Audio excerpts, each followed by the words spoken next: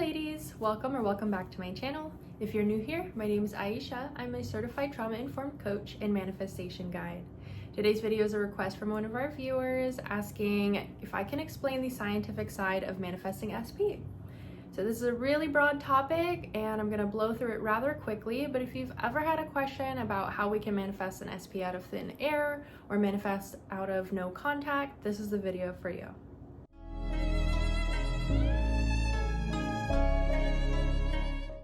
Let's get into this. So when it comes to manifestation from the scientific perspective, of course, we understand we live in these physical bodies, so we can take physical action.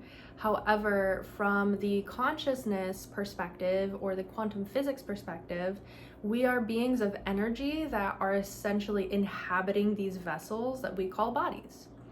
And that consciousness extends beyond our physical vessel. So if you think of the body as a container, it's holding our energy in the same way that you would have a cup that is holding water.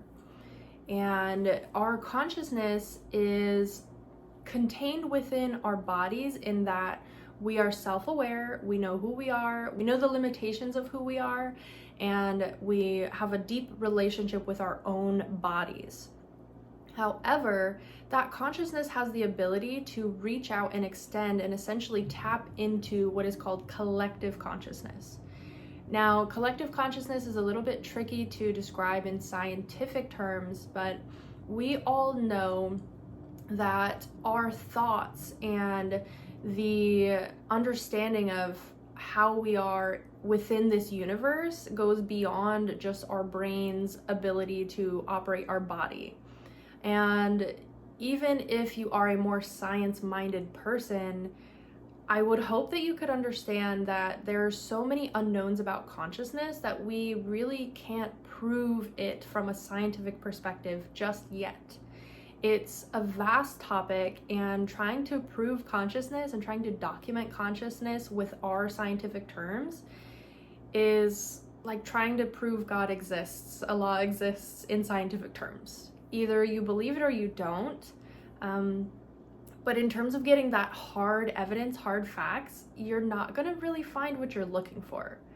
So if that turns you off to manifestation, there are other ways that you can understand specific person dynamic from proven science.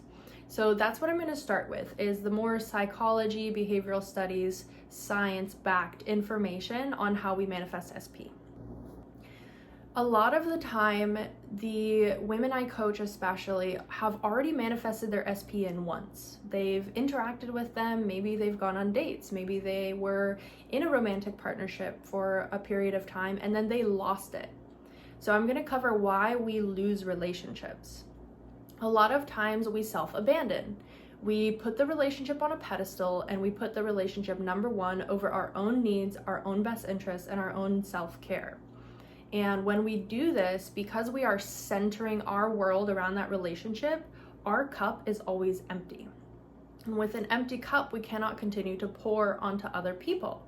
So if we understand that self-abandoning can cause issues by taking the focus away from ourselves, we can understand how once we get into that partnership, we're so focused and so attached to that relationship being successful, we don't allow ourselves room for error or room for failure, and that is a form of perfectionism.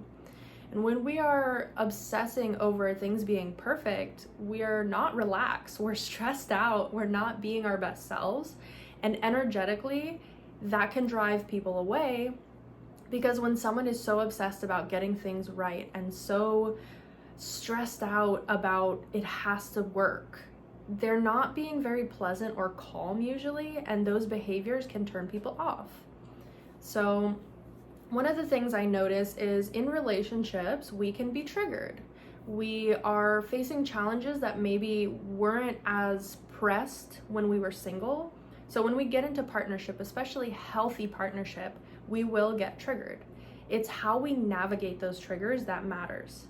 If you get triggered in a partnership and you are dysregulated, your nervous system's all over the place, you're having mood swings and irregular behaviors because of those moods, of course that's going to drive your SP away. That's natural.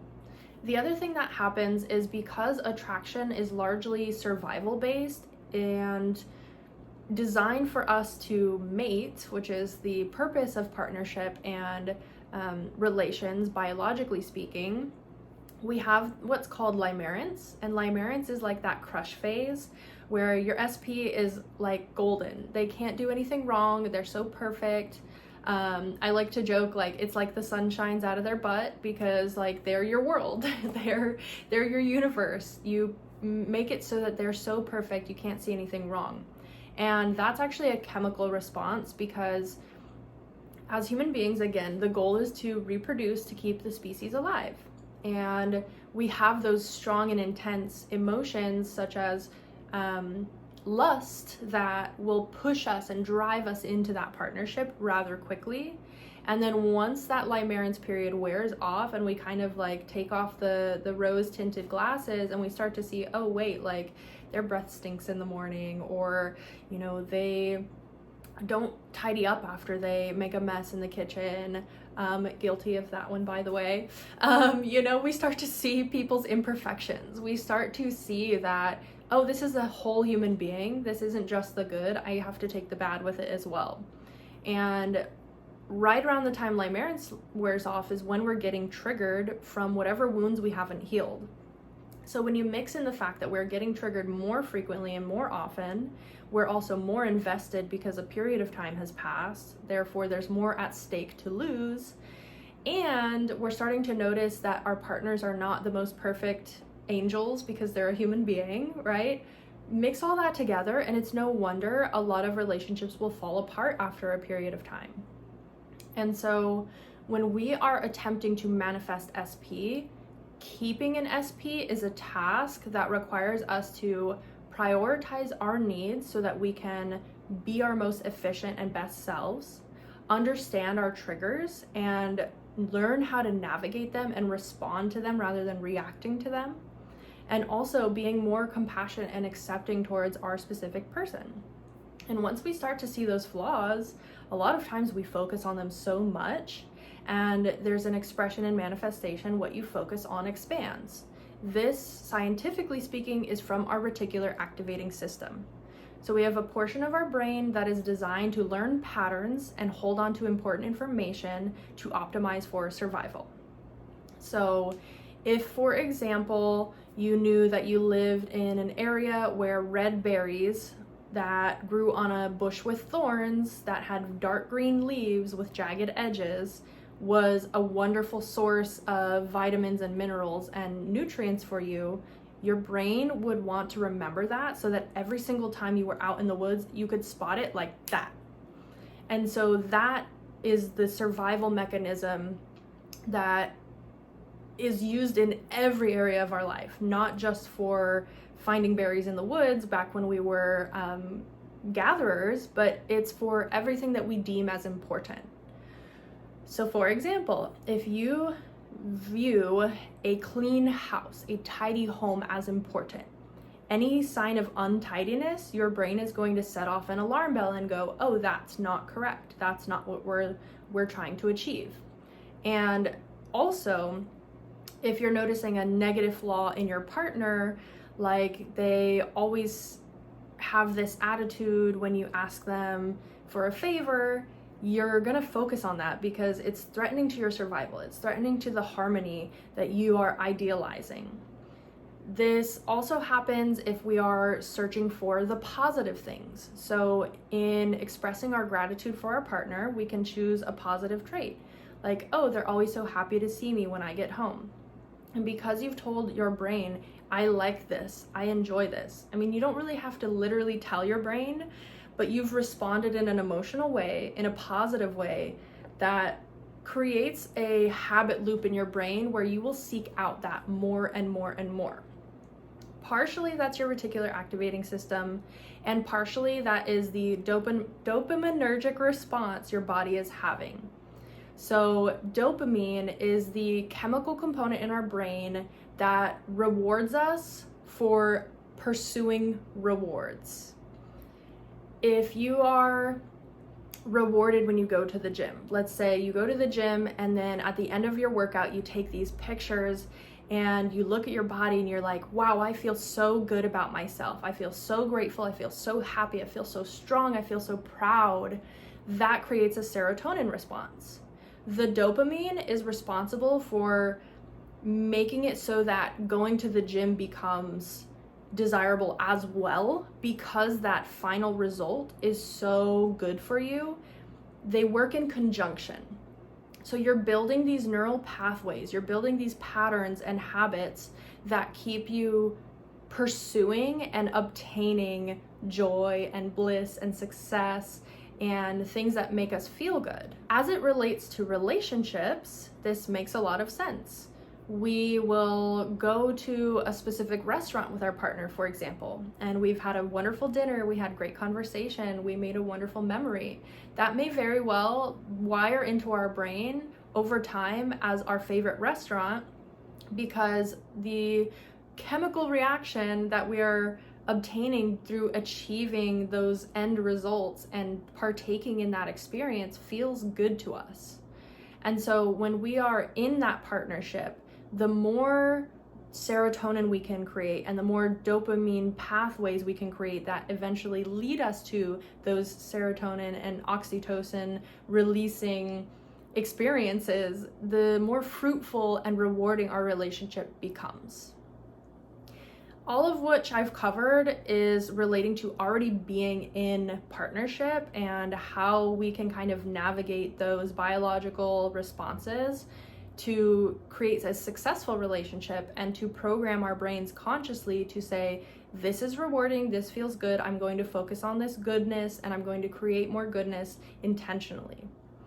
Now, manifesting SP out of thin air or from a no contact situation is a little bit more on the quantum physics side, and I'm not super versed in quantum physics because I'm more of a spiritual person when it comes to understanding consciousness.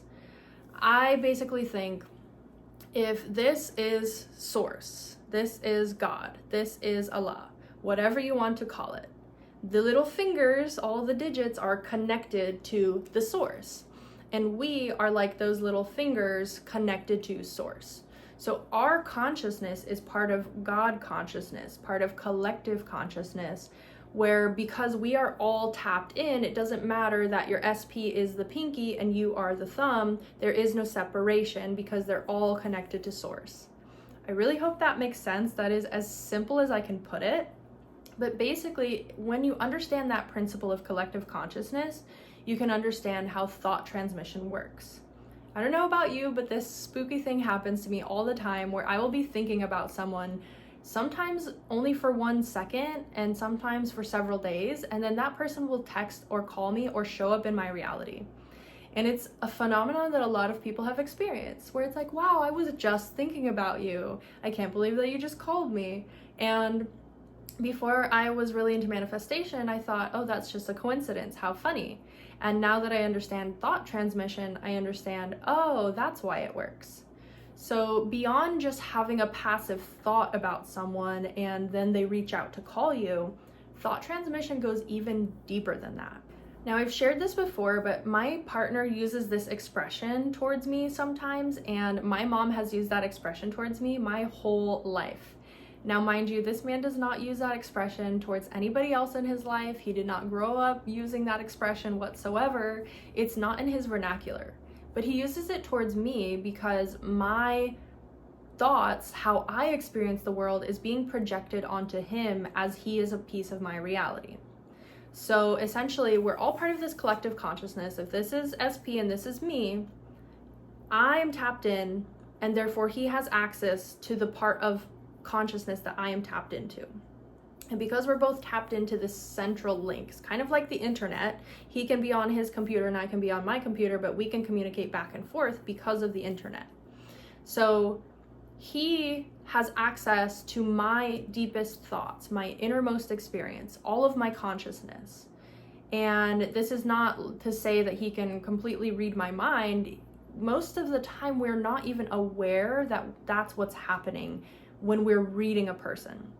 Yes, we can read body language, we can read emotion, and we can read the literal physical actions and words someone is speaking to us, but there's something deeper within us as human beings, and that is this thought transmission ability that we all have.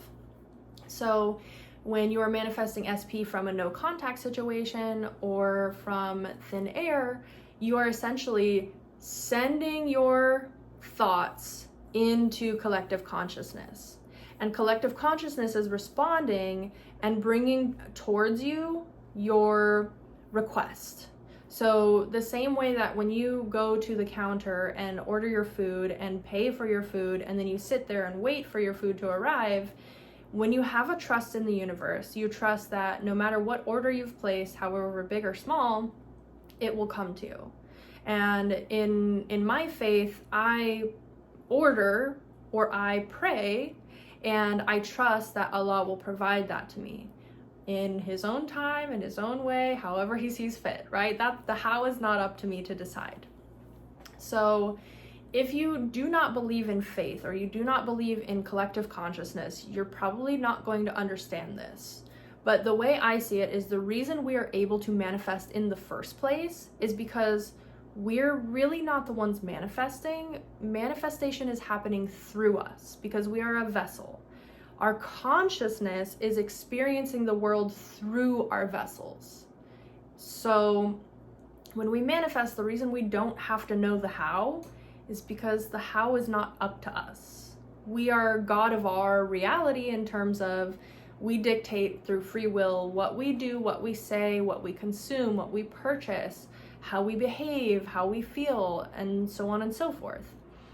But the how is bigger than us, and it is done by, at least in my faith, Allah. It's done by the higher powers that be. And that's why we don't have to obsess over the how. We just have to trust that it's coming. So when I manifested my current SP, I didn't know what they looked like. I didn't know what their voice sounded like. I didn't know where they lived. I didn't know anything about them beyond what I was choosing to ask for. So I made my list. I got really specific. This is the type of person I want to be with. This is how I want to feel in my partnership. And I focused on myself. I placed my order and I went back to my inner experience, and it manifested rather quickly.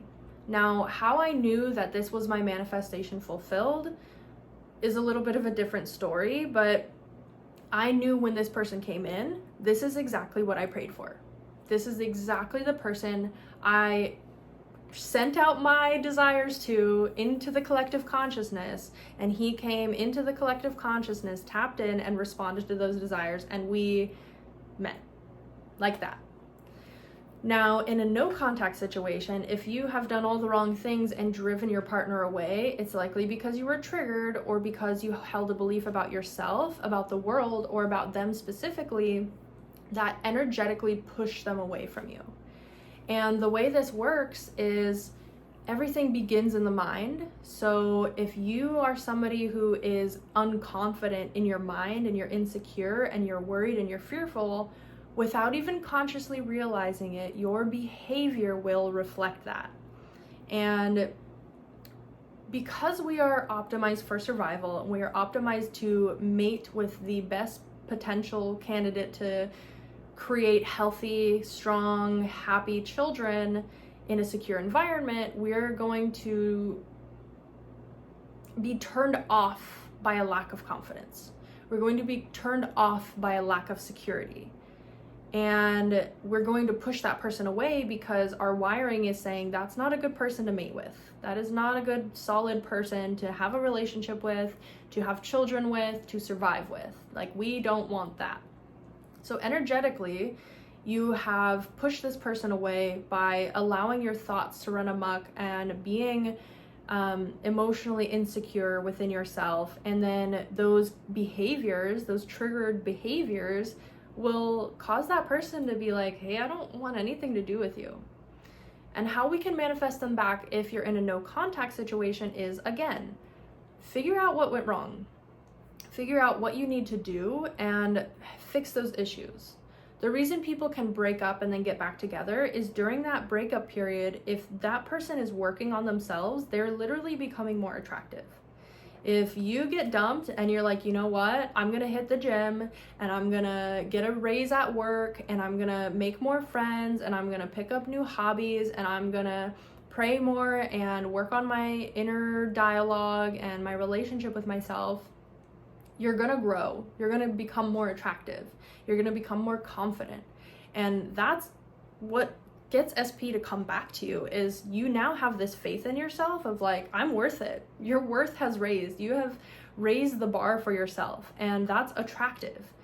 There's not really much needed scientific explanation for that, but attraction is a science. And again, when you understand that biologically we are optimized for survival and reproduction, somebody taking good care of themselves shows that they can take good care of a child.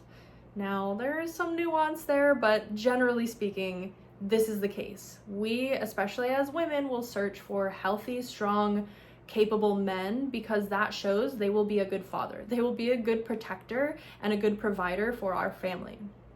So, again, this topic is so broad and I would love to get into it even more, but these are the basics. These are essentially the most rudimentary scientific principles that I can get into for understanding how we manifest SP. If you do have any further questions, please leave them below in the comments section, or you can email me directly. If this video was helpful, drop a like, leave a comment, or subscribe to the channel for more. If you're interested in email coaching, I do have my email down below in the description. And if you would like to see more from this channel, go ahead and hit that bell icon in the corner to be notified when I upload. I wish you the best of luck in your manifestations, and I believe in you. Bye!